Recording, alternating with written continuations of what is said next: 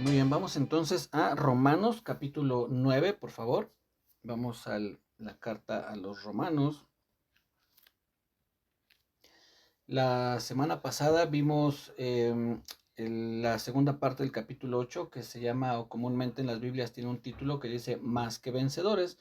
Y parte de las cosas que hablábamos es acerca de cómo el pueblo de Israel tenía ideas en cuanto a las promesas de Dios, en cuanto al reinado del Mesías, a lo que representaba que el Espíritu Santo estuviera en algunos de ellos, porque recordemos que en el Antiguo Testamento el Espíritu Santo no era dado a todos los israelitas, sino solamente a quien Dios elegía para tal fin. No es que todos los israelitas tuvieran al Espíritu Santo en sus vidas.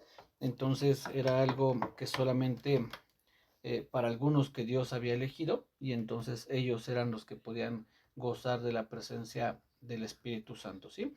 Entonces ellos tenían una idea en cuanto a lo que era la presencia del Espíritu Santo en ellos, a lo que era ser más que vencedores, en lo que era ser victoriosos, en fin, habían ya algunas ideas que ellos tenían.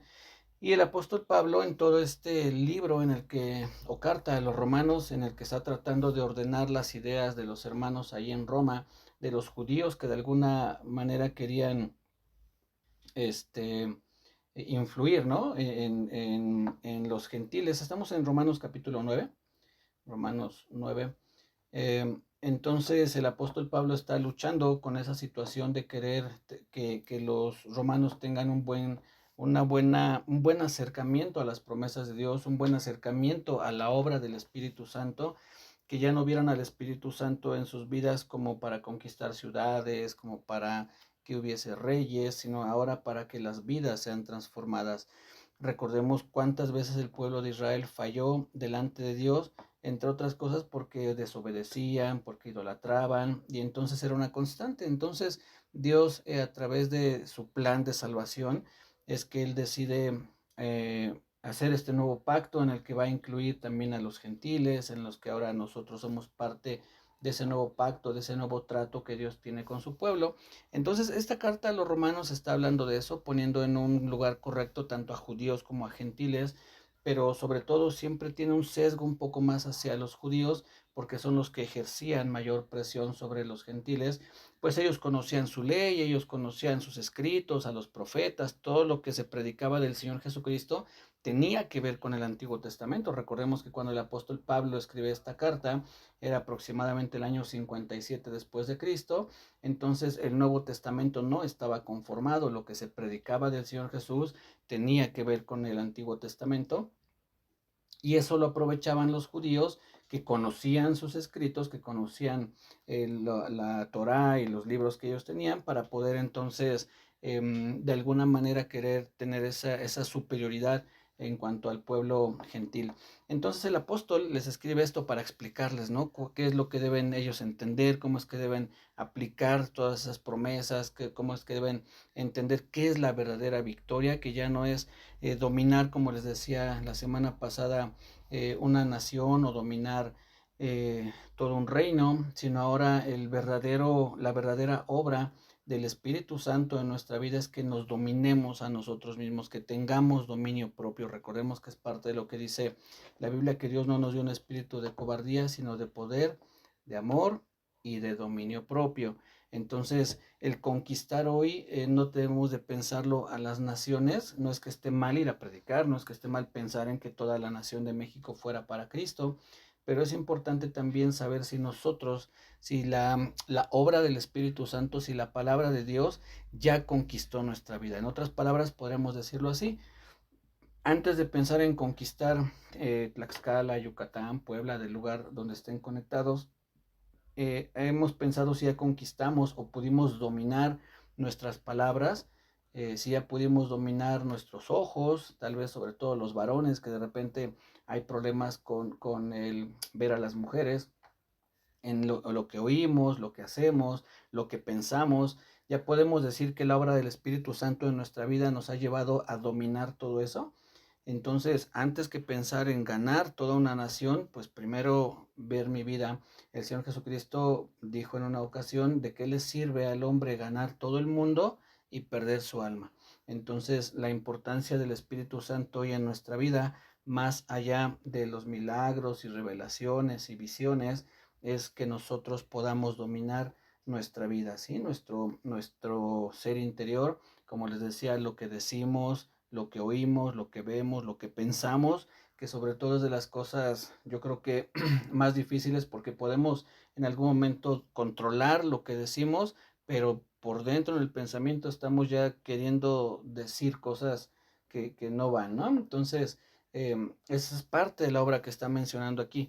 Y todo esto que les acabo de compartir, cuando el apóstol Pablo se los escribe, les escribe esto a los hermanos allá en Roma, esta iglesia compuesta por judíos y gentiles, es muy, muy probable que haya causado cierta como, no sé, tal vez descontrol, un poco de controversia con los hermanos judíos, porque decían, bueno, entonces si ya no es, si el espíritu que hoy recibimos, si las promesas de Dios en cuanto a la tierra prometida, en cuanto al reinado que iba a venir del Mesías, no es lo que ellos esperaban, entonces, ¿qué está pasando? ¿Qué es lo que sucede ahora con nosotros? ¿En qué lugar ocupamos en el plan de Dios? ¿Somos el pueblo o no somos el pueblo de Dios?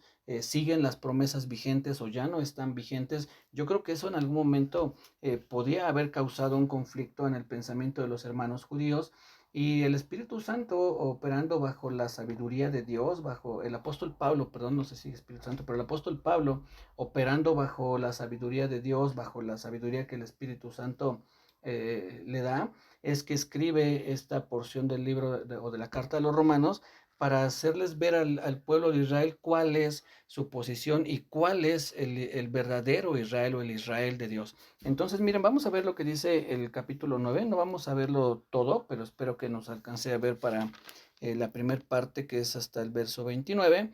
Y después, a partir del verso 30, junto con todo el capítulo 10, es una segunda porción que sigue hablando acerca del pueblo de Israel, pero va profundizando el apóstol Pablo, ¿sí? Verso 1. Verdad digo en Cristo, no miento, y mi conciencia me da testimonio en el Espíritu Santo, que tengo gran tristeza y continuo dolor en mi corazón, porque deseara yo mismo ser anatema o maldito, es lo que significa anatema, separado de Cristo por amor a mis hermanos, los que son mis parientes en la carne, que son israelitas, de los cuales son la adopción, la gloria, el pacto, la promulgación de la ley, el culto y las promesas, de quienes son los patriarcas y de los cuales, según la carne, vino Cristo, el cual es Dios sobre todas las cosas, bendito por los siglos. Amén. El apóstol les dice, bueno, al final de cuentas, y aunque todo lo que hoy conocemos, les estaría diciendo él, ¿no? Esto lo estaría diciendo el apóstol Pablo, todo lo que conocemos del Señor Jesucristo en el Antiguo Testamento vino a través del pueblo de Israel, de algún profeta, de algún juez, tal vez como en el caso del libro de los jueces, que estaban ahí Sansón, que estaba Gedeón, Jefté y todos ellos, como en el caso de Moisés también, que fue el autor de los primeros 5 libros de la Biblia, del rey David, que fue quien escribió gran parte de los salmos. Entonces, ellos tenían todas esas bendiciones que Dios les había dado, y el apóstol Pablo dice, mucho de lo que tenemos hoy vino por medio del pueblo judío. Sin embargo, el pueblo de Israel rechazó reiteradamente a Dios. No todos, sabemos que hubo algunos, pero fue la minoría, fueron pocos los que realmente creyeron en el Señor. Por poner un ejemplo, los 2 espías que envía Moisés para reconocer la tierra prometida, de esos 12 espías, solamente 2 siguen confiando en Dios, y los otros 10 dicen, no, nos van a hacer pedazos, dice, somos como un pan delante de ellos. Entonces imaginen la situación en la que se encontraba la gran mayoría del pueblo de Israel, tanto que a causa de esa desconfianza de estos 10 hombres, una generación completa muere en el desierto, en el trayecto entre Egipto y la tierra prometida. Entonces podemos ver cómo eran muchos los que rechazaban a Dios y eran pocos los que realmente seguían al Señor. Cuando el pueblo de Israel sale de Egipto, el Señor saca a todos los israelitas. Todos los israelitas salen de Egipto. Sin embargo, aunque salieron todos, aunque todos fueron en alguna medida rescatados por Dios, no todos creían realmente en Dios. Muchos se quejaron continuamente de Dios, que por qué no tenían agua, que por qué no tenían alimento, que extrañaban lo que había en Egipto, por qué no nos has dado la tierra prometida. En fin, vemos cómo, aunque todos salieron, no todos realmente podemos decir que eran pueblo de Dios. Eh, el Señor Jesucristo en algún momento hablando justamente del reino de los cielos, del reino de Dios, dice, son muchos los llamados, pocos los escogidos. Dios llamó a todo el pueblo de Israel a que saliera, pero de todo el pueblo que salió, solo unos pocos eran los escogidos, es decir, los que realmente habían seguido al Señor. Y es lo que va a explicar aquí el apóstol Pablo. Este capítulo 9 básicamente es lo que va a explicar el apóstol Pablo, ¿sí? Entonces ya vimos quiénes son ese pueblo de Israel al que el apóstol Pablo amaba, y es algo, haciendo un pequeño paréntesis, es algo que nosotros debemos aprender del apóstol Pablo, de Jonás, de Habacuc, todos esos profetas, cómo amaban a su pueblo. Aquí el apóstol dice, preferiría yo irme al infierno, porque es lo que dice, ser anatema, ser castigado en el infierno, pero que el pueblo de Israel fuera salvo. Él preferiría poner su vida, pero él mismo sabe que realmente su vida no alcanzaría a pagar ni sus propios pecados. Entonces dice, bueno, yo desearía poder hacerlo, pero no puedo. Habacuc también, un hombre que amaba a su pueblo. Jonás no quería ir a predicar a Nínive porque sabía lo que Nínive le había hecho al pueblo de Israel, y había ese dolor en el corazón de Jonás, y dice, no, yo no quiero ir porque si voy a predicar se van a arrepentir y Dios los va a perdonar. Entonces, aunque no es una reacción del todo correcta, pero vemos el amor que tenía Jonás también por su pueblo, y así el apóstol Pablo amaba a su pueblo, amaba a los israelitas, y es algo que debemos aprender nosotros, que no solo debemos amar al pueblo de Dios, sino a nuestro pueblo, el que hemos nacido, ¿no? Es decir, a la nación mexicana, y orar también por esta nación, orar por los, sabemos que es un año en el que vienen elecciones, y debemos orar que Dios guíe, que en su misericordia Dios ayude a elegir a la gente quienes lo que mejor conviene, ¿no? Quien quede los próximos 6 años en la presidencia. Entonces debemos amar a nuestro pueblo, pero eso es solo un paréntesis que también aprendemos de las cosas de aquí. Pero no es el enfoque, vamos a seguir leyendo. Entonces dice el apóstol Pablo que él desearía poder ser maldito con tal de que el pueblo de Israel creyese, pero vean lo que dice después en el verso 6, dice, no que la palabra de Dios haya fallado, porque no todos los que descienden de Israel son israelitas. Los israelitas podrían decir, bueno, a ver, entonces si Dios sacó a todos los israelitas de Egipto, y todos oyeron las promesas que Dios había dado, y todos recibieron la ley juntamente con Moisés, y todos participaron de las ofrendas, y todos fueron partícipes cuando estuvo listo ya el tabernáculo y todo lo que se hizo, entonces ellos pueden decir, entonces la palabra de Dios falló.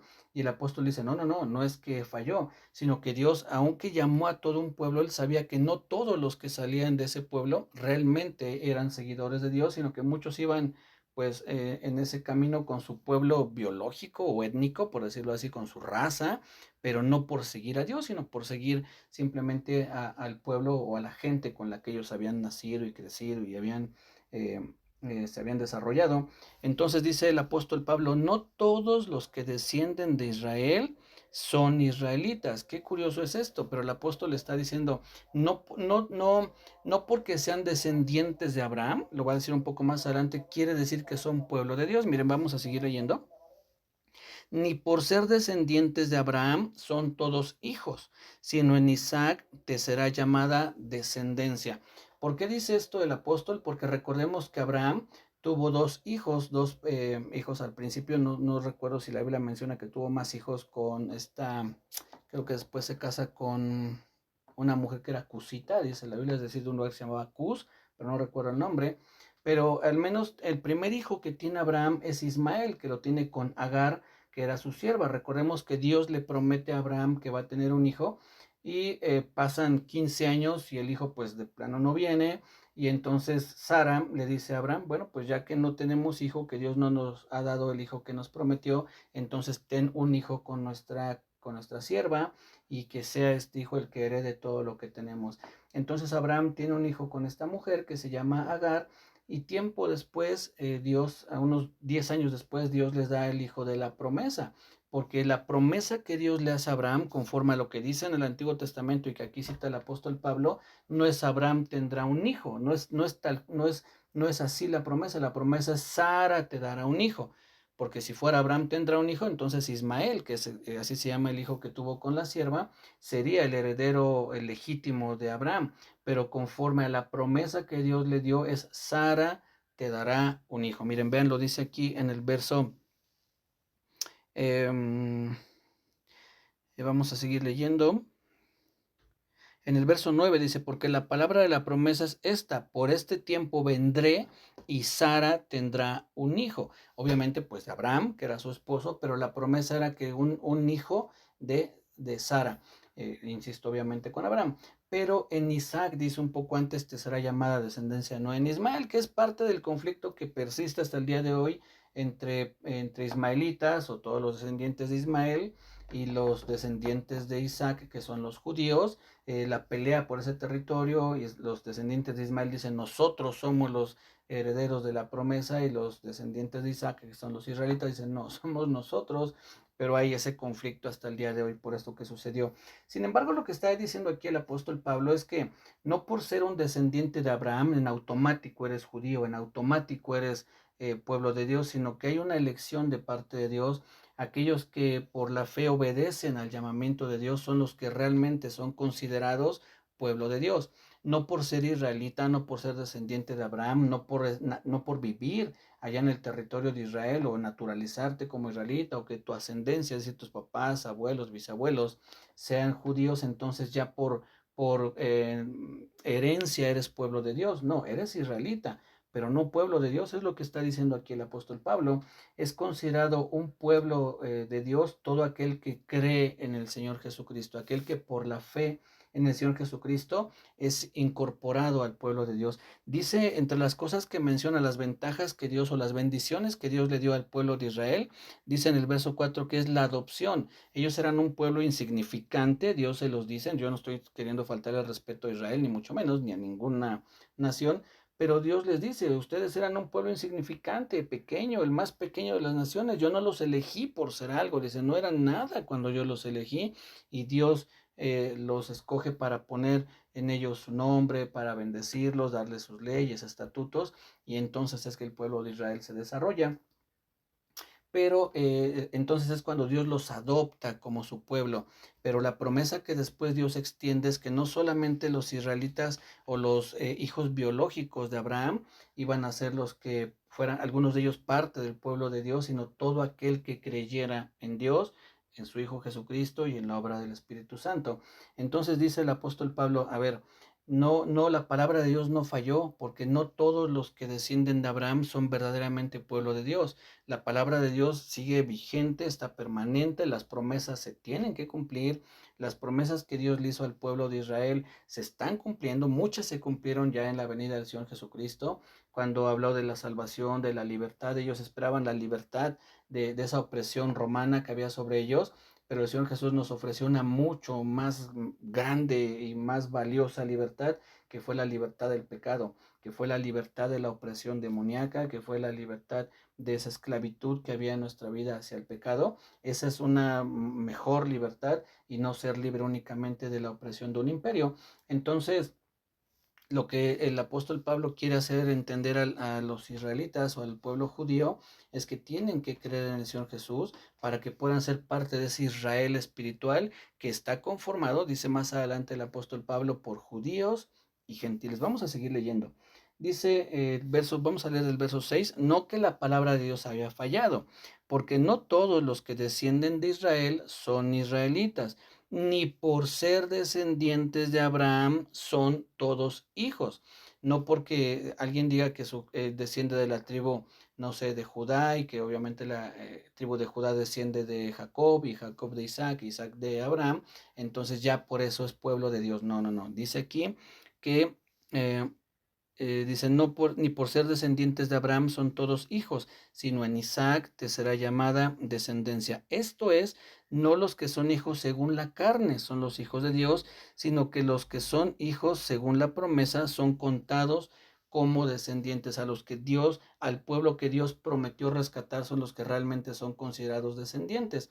En la carta que escribe el apóstol Pablo a los Gálatas, en el capítulo 4, si no mal recuerdo, el apóstol Pablo hace una comparación justamente entre Agar, una mujer que era una esclava, que era una sierva, y su hijo, que es Ismael, y luego la compara con Sara, que era una mujer libre, era la esposa legítima de Abraham, y su hijo, que es Isaac. Y entonces él dice, hay algunos que son hijos o descendientes de la carne, es decir, de lo que Abraham quiso hacer para, entre comillas lo digo, ayudar a Dios, ya que Abraham creyó que Dios estaba tardando, o Sara fue la que también creyó que Dios estaba tardando. Entonces, en pocas palabras, Sara le habrá dicho a Abraham, ¿sabes qué? Pues vamos a ayudarle a Dios porque no cumple lo que nos dijo, entonces ten un hijo con esta mujer. Entonces él nace conforme a la carne, conforme al esfuerzo humano. Pero lo otro, cuando nace Isaac, nace conforme a la promesa que Dios le había dado a Sara, no al esfuerzo humano, sino a la promesa que Dios le había hecho a Abraham, que le daría un hijo a través de Sara. Y el apóstol hace esa comparación en la carta de los Gálatas y les dice, sí, hay descendientes de Abraham que se creen o ellos piensan que son pueblo de Dios, pero en realidad son hijos de la carne, es decir, son un esfuerzo humano.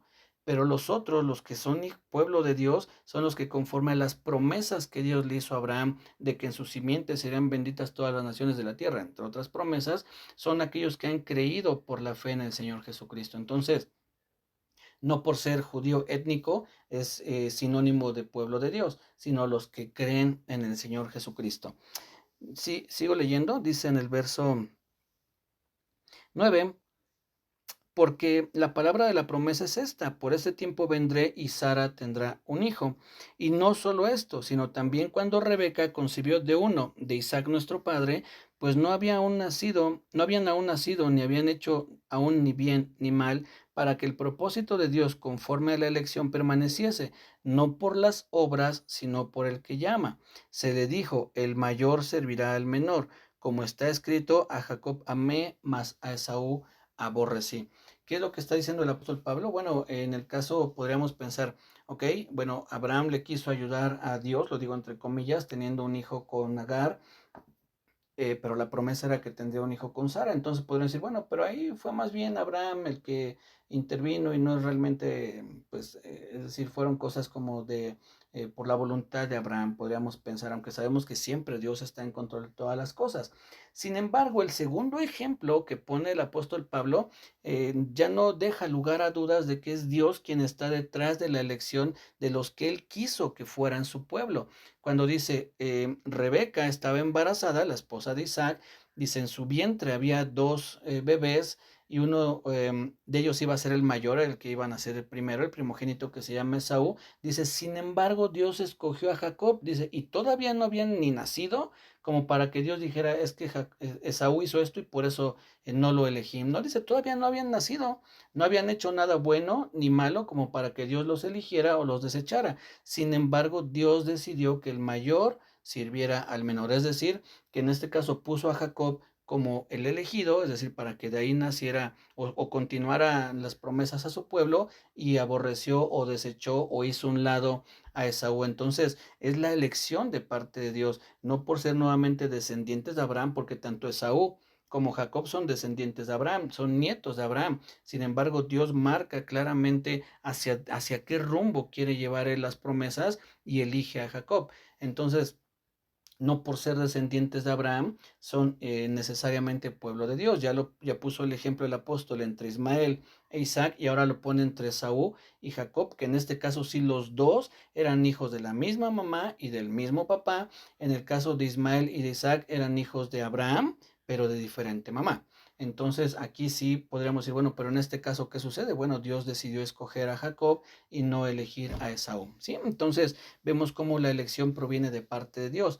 No es ni siquiera que uno decida, yo quise seguir al Señor. No, el Señor nos eligió como se lo dijo a sus discípulos. Ustedes no me eligieron a mí, yo los elegí a ustedes. Y entonces, debido a esa elección, es que uno responde al llamado. Dios nos elige y cuando nos llama, respondemos. Por eso el Señor Jesucristo dijo, mis ovejas oyen mi voz y me siguen. Todos aquellos que oyen la voz del Señor y lo rechazan, pues no son sus ovejas, ¿no? Bueno, dice, después de que habla acerca de la elección entre Jacob y Esaú, el verso 14 podría crear un conflicto en nuestro corazón y pensar, bueno, entonces a lo mejor pues Dios no es tan justo porque tendría que haber elegido a Esaú, que es el primogénito. Y vean lo que dice el verso 14, ¿qué pues diremos? ¿Que hay injusticia en Dios? En ninguna manera. Pues a Moisés dice, tendré misericordia del que yo tenga misericordia, y me compadeceré del que yo me compadezca. Así que no depende del que quiere, ni del que corre, sino de Dios que tiene misericordia. Dios decide sobre quién va a tener misericordia y sobre quién se va a compadecer y también sobre quién no. Es decir, Dios no está obligado, ni sobornado, ni presionado a elegir a alguien o a no elegir a alguien, ¿no? Nadie presiona a Dios, dice Dios le dijo a Moisés, mira Moisés, yo voy a tener misericordia de quien yo quiera tenerla y yo voy a compadecerme de quien yo quiera compadecerme. Entonces no podemos obligar a Dios a que tenga compasión o misericordia de alguien. Él tiene esa misericordia o compasión porque Él así lo decide. Él es soberano, dice la Biblia que Él es el solo soberano, es decir, no hay otro soberano en la tierra, solamente Dios es soberano. ¿Qué quiere decir eso? Que Él decide conforme a su voluntad, propósitos, sabidurías, designios, y nada ni nadie influye sobre las decisiones de Dios. Él lo hace. Aquí también haciendo un pequeño paréntesis, esto no quiere decir entonces que no debamos orar, sí debemos orar porque es parte de nuestra comunión con Dios, pedirle que tenga misericordia de alguien, que Dios lo rescate, que salve a alguien, eso es parte de lo que debemos hacer, pero la decisión siempre vendrá de Dios, no porque ayunes 40 días y ores 8 horas diarias, entonces vas a obligar a Dios a salvar a alguien. Él lo va a hacer por su decisión, pero sabemos que la oración también es importante delante de nuestro Dios. Sí, bueno, es un pequeño paréntesis. Bien, dice entonces que no depende del que quiere ni del que corre, no es cuánto te esfuerces. Esto también puede aplicar en muchos sentidos, ¿no? Hay gente que piensa que por ayunar mucho y orar mucho y rogar mucho y clamar mucho, Dios les va a dar lo que quieren o les va a dar sus peticiones y no, no necesariamente es así.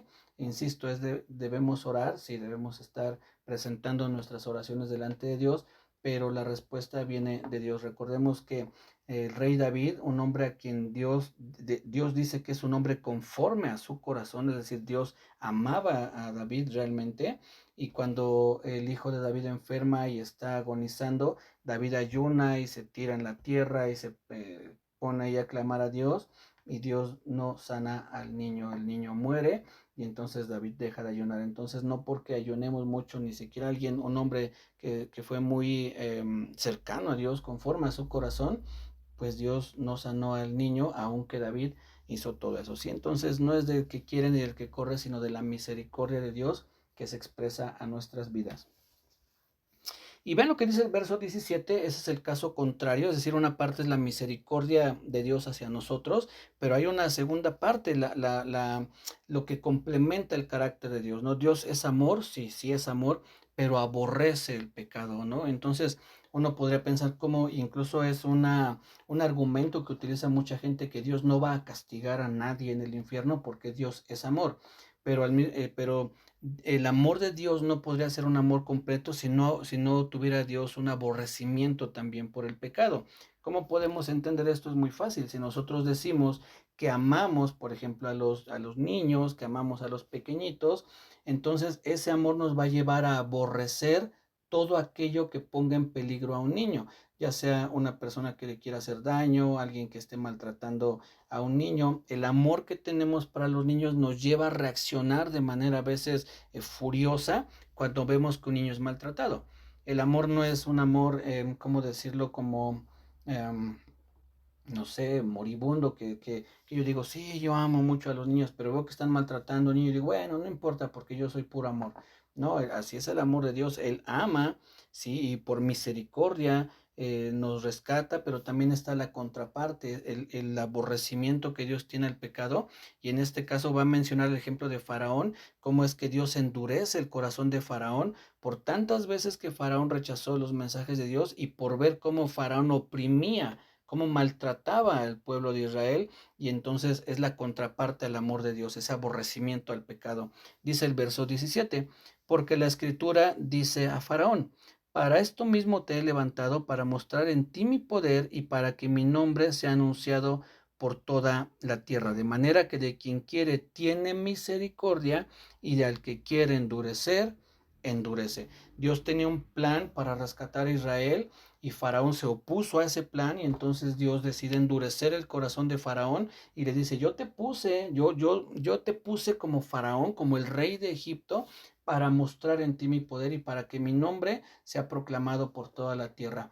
Y toda la gente hablaba, es decir, toda la gente de aquel tiempo, y lo vemos en la Biblia, y cómo llegaba el pueblo de Israel a una ciudad y decía, hemos oído lo que Dios hizo en Egipto. Todo el nombre de Dios se proclamaba en todo el mundo por causa de la dureza de Faraón. Entonces Dios dice, bueno, yo decidí endurecer a Faraón para rescatar a todo un pueblo de su dominio. Entonces es la misericordia de Dios que Él ha tenido hacia los que hemos escuchado el mensaje de salvación y nos hemos arrepentido de nuestros pecados, le hemos pedido perdón. Ahí está la misericordia de Dios.